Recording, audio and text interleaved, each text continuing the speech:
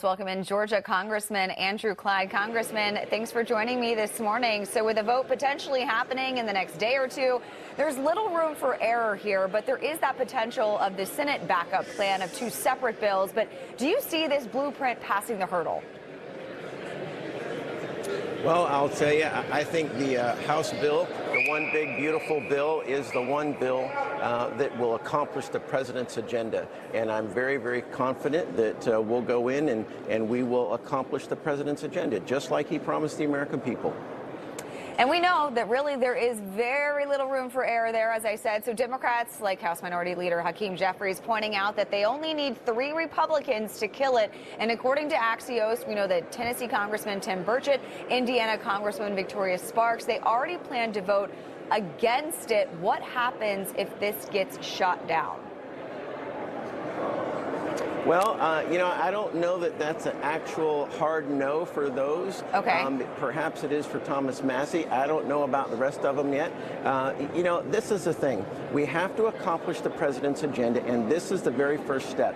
This budget resolution unlocks the process that begins budget reconciliation, and we have to do that. So Washington has a spending problem, a serious spending problem, and so this particular resolution will allow us to cut at a baseline, a floor, $1.5 trillion in spending over the next 10 years.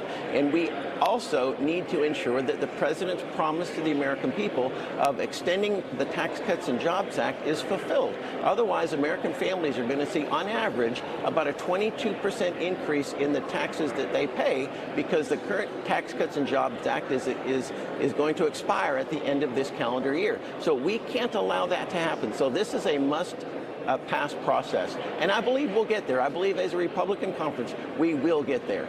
And you mentioned the excessive spending, by this federal government. That's where DOGE comes into play. And Elon Musk now doubling down on his federal employee check-in of sorts with this email and 5 bullet points. And he has the support of President Trump. Take a listen. He wanted to know what you did this week. You know why he wanted that, by the way? I thought it was great. Because we have people that don't show up to work and nobody even knows if they work for the government. So by asking the question, tell us what you did this week, what he's doing is saying, are you actually working?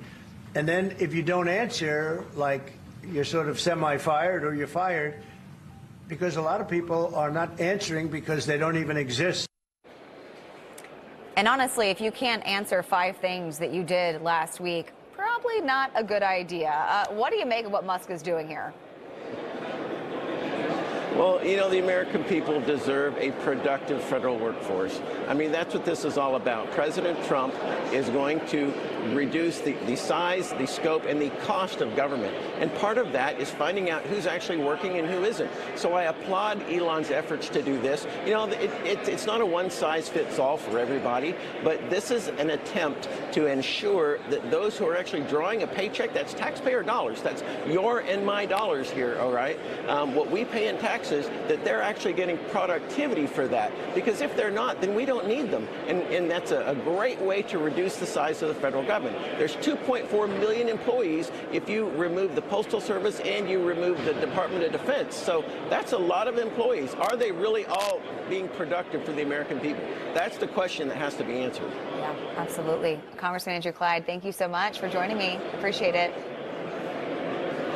Thank you very much. Great to be on.